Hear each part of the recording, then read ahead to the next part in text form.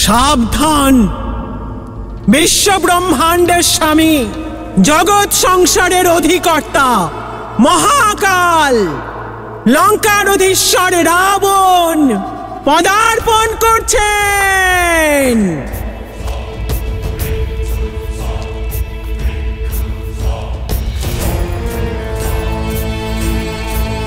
তাহলে তোমার জেদ এখনো ভাঙেনি।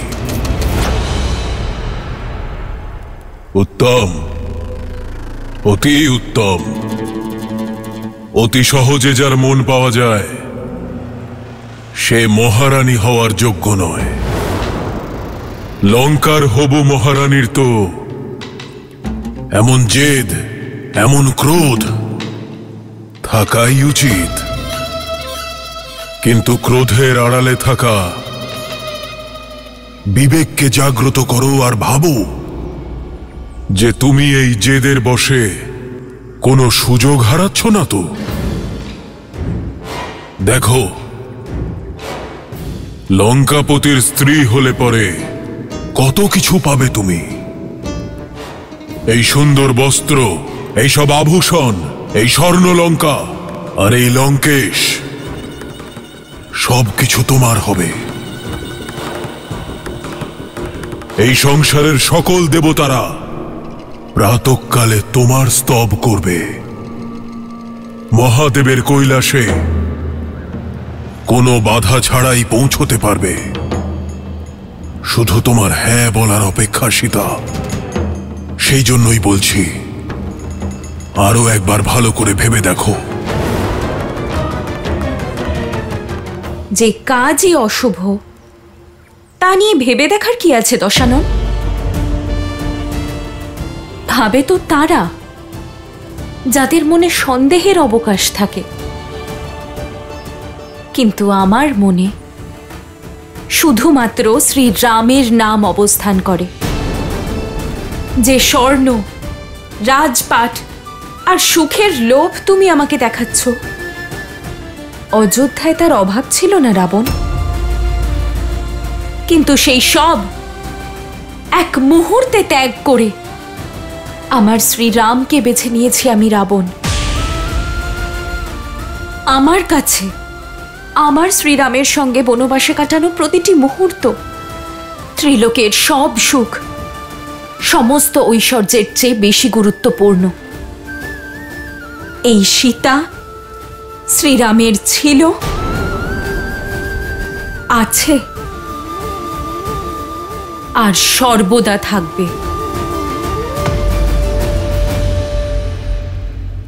রাম রাম রাম, অনেক করেছ এই বনবাসীর গুণগান। কে এই রাম যার তুলনা তুমি আমার সঙ্গে করছো? কেবল এক তুচ্ছ মানব, এক নিরীহ বালক, যাকে তার মা নিজেরই রাজ্য থেকে বহিষ্কার করেছে। তাকে বাধ্য করেছে গভীর বনে পাদুকা ছাড়াই কষ্ট করে ঘুরে বেড়াতে। দু চারটে রাক্ষস মেরেছে বলেই তুমি তার তুলনা 10টি লোকের অধীশ্বর, চতুর্দিকের অধিপতি লঙ্কেশ দশাননের সঙ্গে করছো।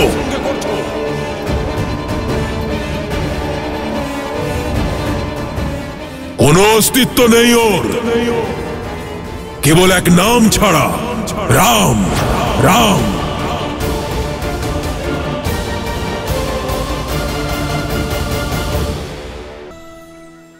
ঠিক বলেছ রাবণ। রামের নাম তোমার নামের সঙ্গে উচ্চারণ করা যেতে পারে না, কারণ রাম তিনি নন যে নিজেরই পরিজনদের উপর অত্যাচার করে সুখের উপর অধিকার ফলায়। রাম তো তিনি যিনি নিজের পিতার ইচ্ছে আর মাতার প্রতিশ্রুতির জন্য সমস্ত সুখ ত্যাগ করতে পারেন। রাম তিনি নন যিনি এক নারীকে ছলনার দ্বারা বন্দী করে নিয়ে আসেন। রাম তো তিনি যিনি প্রেম আর করুণার দ্বারা অহল্যাকে মা বলে তাকে মুক্ত করেন।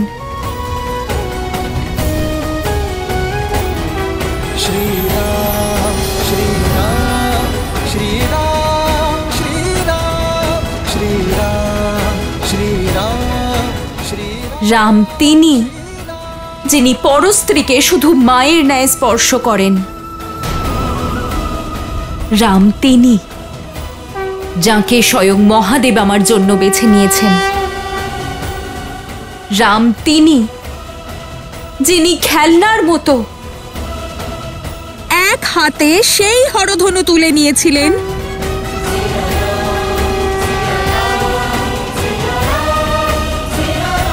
যাকে তুমি এক বিন্দুও নড়াতে পারোনি।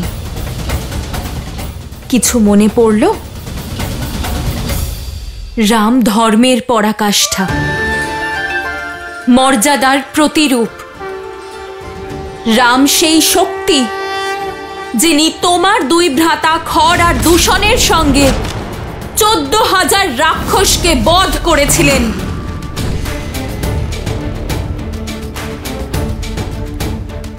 রাম আমার আত্মা, আমার আস্থা, আমার শান্তি, আমার শরীরের প্রতিটি বিন্দুর অধিকারী আমার রাম। রাম করুণাময়, আবার তিনি রুদ্র।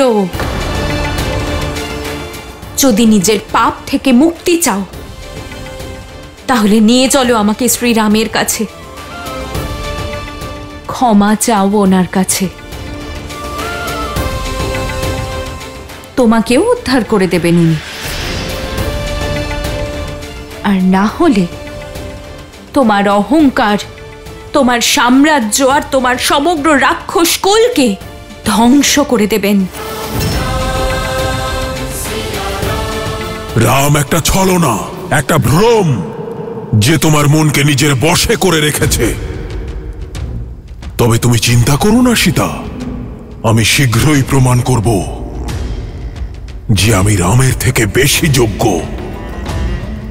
রাবণ ভিক্ষুক সেজে তোমার দ্বারে অবশ্যই গিয়েছিল, কিন্তু যে রাবণ তোমার সামনে দাঁড়িয়ে আছে সে তোমার থেকে তোমার ভালোবাসা ভিক্ষা চাইবে না। সেই রাবণ বাধ্য করবে তোমাকে রাবণের সামনে মাথা নত করতে। তুমি নিজেই রাবণকে বিবাহ করার ইচ্ছে প্রকাশ করবে। সেদিন আসতে বেশি দেরি নেই, কারণ এই রাবণের না শোনার অভ্যাস নেই। তাহলে অভ্যাস করে নাও রাবণ।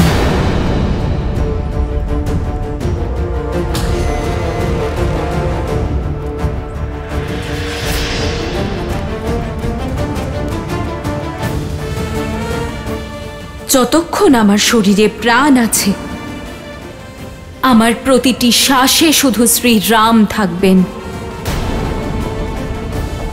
আর যদি তুমি তোমার জেদ না ছাড়ো, তাহলে না লঙ্কা থাকবে, আর না লঙ্কেশ, না তোমার অস্তিত্ব থাকবে, আর না তোমার সাম্রাজ্যের।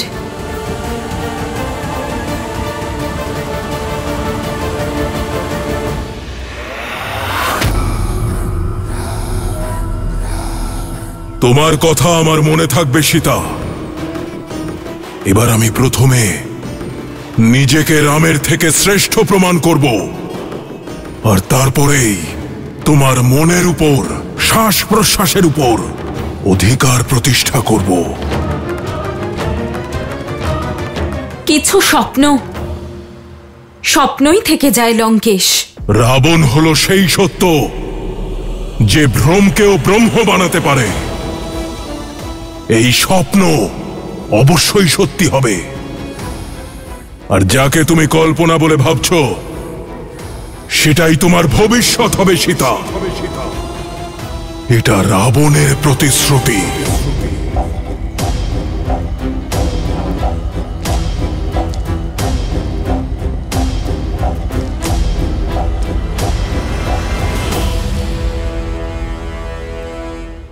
মাতা, বহু বৎসর পেরিয়ে গেছে। মায়ের স্নেহ, তার স্পর্শ, তার স্নেহ থেকে বঞ্চিত আমি।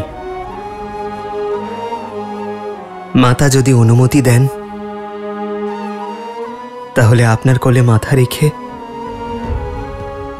কিছুক্ষণ বিশ্রাম নিতে চাই। চল। রাম,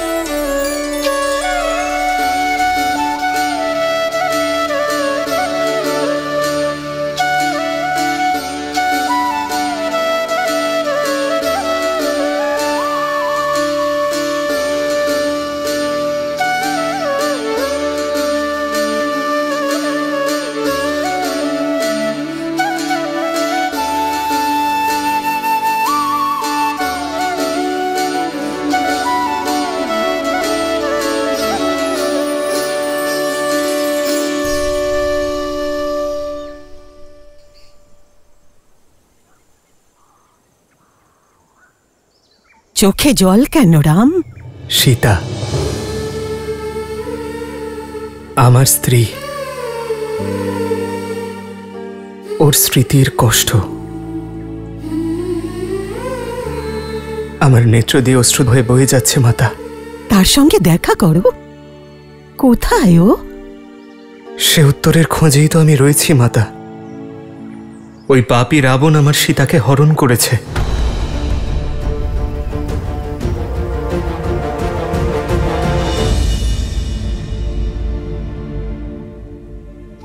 দুঃখের মেঘ তোমার ভালোবাসা আর চেষ্টার দ্বারা কেটে যাবে,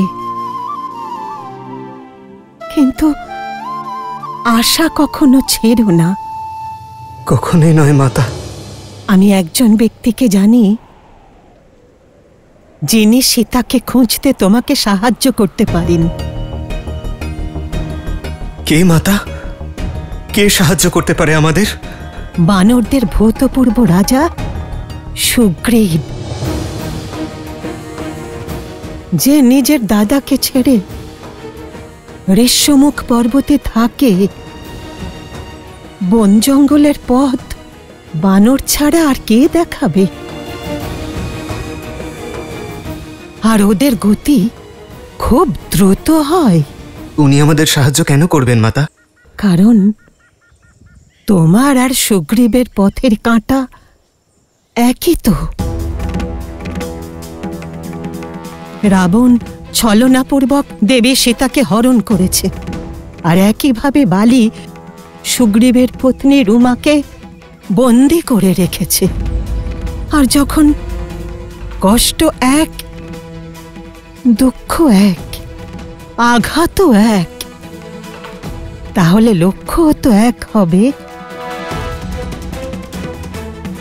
আর একই সংকটকে ঘিরে দুজনে মিত্র হয়ে যায়। তুমি সুগ্রীবকে সাহায্য করো, আর সুগ্রীব তোমাকে। আমার পুরো বিশ্বাস যে সুগ্রীব আর তোমার মিত্রতা তোমার লক্ষ্য পূরণ করবে। শীঘ্রই ওনার সঙ্গে দেখা করতে যাচ্ছি মাতা। আমাদের অনুমতি দিন।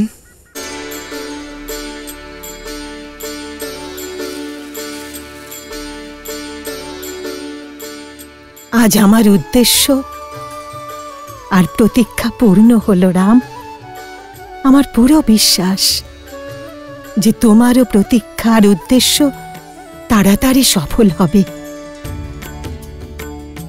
যে উদ্দেশ্যে আমি ব্রহ্মলোক ত্যাগ করেছিলাম, সেই উদ্দেশ্য পূরণ হয়েছে। আমার সঙ্গে তোমার বাস করাতে সংসার এটাই শিক্ষা পেল যে যে কোনো ব্যক্তি নিজের বংশ থেকে নয়, নিজের ভক্তি, নিজের উদ্দেশ্য আর ভাবনা দিয়ে হয় রাম। আমাকেও এই সংসার থেকে মুক্তি দাও রাম, আজ্ঞা দাও। আমারও বিশ্বাস তুমিও দেবী সীতার জন্য প্রতীক্ষা সেইভাবেই করবে। আমার প্রতীক্ষা শেষ করেছো। राम नाम सुखदाई।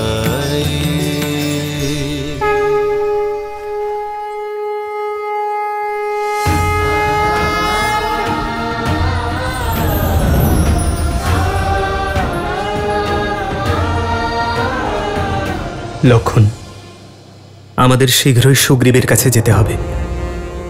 ঋষ্যমুখ পর্বতের উদ্দেশ্যে রওনা দি, চলো।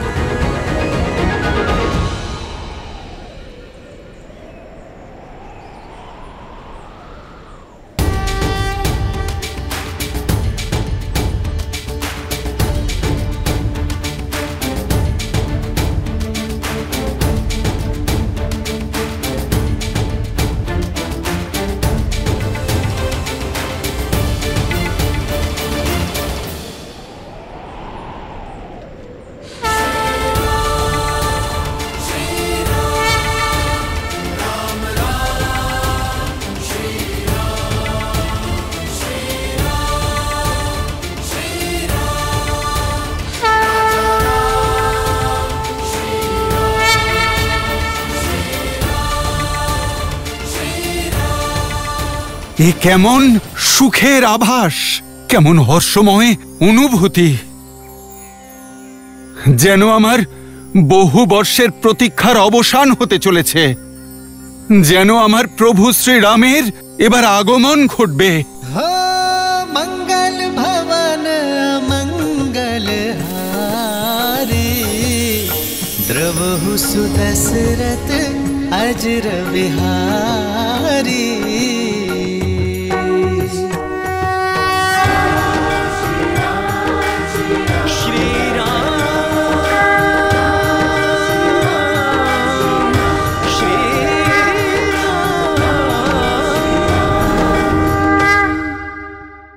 বানর শ্রেষ্ঠ, দুজন অপরিচিত মানুষ আপনার সন্ধানে ঋষ্যমুখ পর্বতের দিকে এগোচ্ছেন। মনে হচ্ছে বালি কোনো ছলনা করেছে, ওই দুজন গুপ্তচরকে বনবাসীর ছদ্মবেশে পাঠিয়েছে, যাতে সুযোগ পেলেই প্রহার করে আপনাকে মারতে পারে।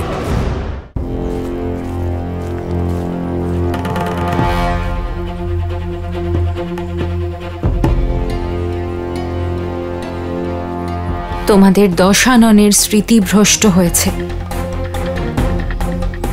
আমি বলেছি তো, ওনার পাঠানো বস্ত্র অলংকার আমি ধারণ করব না। এই বস্ত্র আর অলংকার মহারাজ দশানন নন, মহারানী মন্দোদরী পাঠিয়েছেন। উনি মিনতি করেছেন যে আপনি যেন এসব গ্রহণ করে এখানে রাজসুখ ভোগ করেন।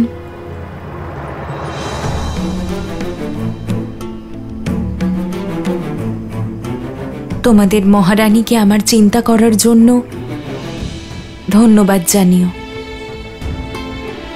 আর এই উপহারগুলিকে অস্বীকার করার জন্য ক্ষমাও চেয়ে নিও। হ্যাঁ, যদি উনি আমার জন্য কিছু করতে চান তাহলে ওনাকে বলো উনি যেন নিজের স্বামীকে বোঝান, ওনাকে ধর্মের পথ দেখান, কারণ উনি যা করছেন তা অধর্ম।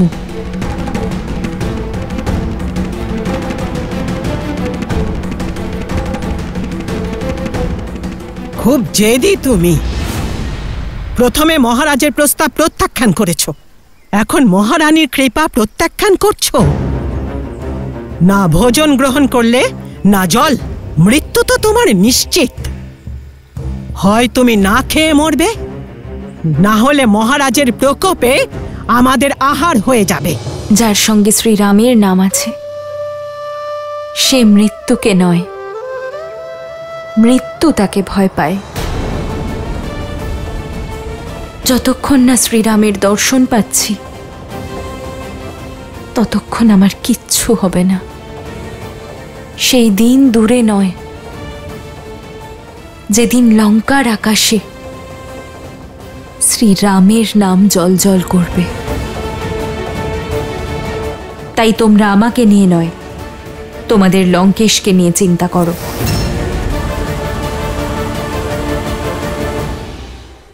বানর শ্রেষ্ঠ, দুজন অপরিচিত মানুষ আপনার সন্ধানে ঋষমুখ পর্বতের দিকে এগোচ্ছেন। মনে হচ্ছে বালি কোনো ছলনা করেছে। ওই দুজন গুপ্তচরকে বনবাসীর ছদ্মবেশে পাঠিয়েছে, যাতে সুযোগ পেলেই প্রহার করে আপনাকে মারতে পারে। বানরশ্রেষ্ঠ, বানরশ্রেষ্ঠ। কি হয়েছে নল? তোমার মুখমণ্ডলে এই চিন্তা কিসের?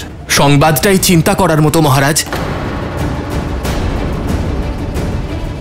দুজন অপরিচিত মানুষ আপনার সন্ধানে ঋষমুখ পর্বতের দিকে এগোচ্ছেন।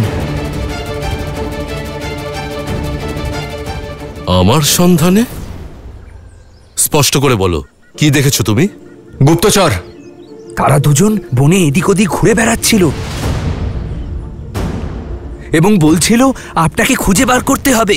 লক্ষণ, আমাদের যত শীঘ্র সম্ভব মহারাজ সুগ্রীবকে খুঁজতে হবে। উনি ঋষ্যমুখ পর্বতেই কোথাও লুকিয়ে আছেন। ওনাদের মুখে ব্যাকুলতা ছিল, মনে হচ্ছিল আপনাকে খুঁজে পাওয়া খুব প্রয়োজন মহারাজ। এমন অধীরতা কেবল দুবারই আসে, যখন কোনো বিশেষ পরিকল্পনা থাকে বা কোনো পরিকল্পনাকে সম্পূর্ণ করতে হয়। তাদের দুজনকে দেখতে কেমন? মুখে সূর্যের মতো তেজ, চোখে চন্দ্রের মতো সৌম্য আর বনবাসীর ভূষণ, কিন্তু কাঁধে রয়েছে ধনুক। তোমার বর্ণনায় মনে হচ্ছে তারা কোনো দিব্য কুমার হবেন। মহারাজ সুগ্রীব, কখনো কখনো সন্দেহের প্রভা সত্যকে ঝাপসা করে দেয়। জামুবান কাকা, যদি ওনারা বনবাসী হন তাহলে কাঁধে তীর ধনুক কেন রেখেছেন? মহারাজ, আপনার সন্দেহই সঠিক। মনে হচ্ছে বালি কোনো ছলনা করেছে। ওই দুজন গুপ্তচরকে বনবাসীর ছদ্মবেশে পাঠিয়েছে। স্বয়ং আসতে পারবে না, তাই আপনাকে হত্যা করতে পাঠিয়েছে, যারা সুযোগ পেলেই আক্রমণ করে আপনাকে হত্যা করতে পারে।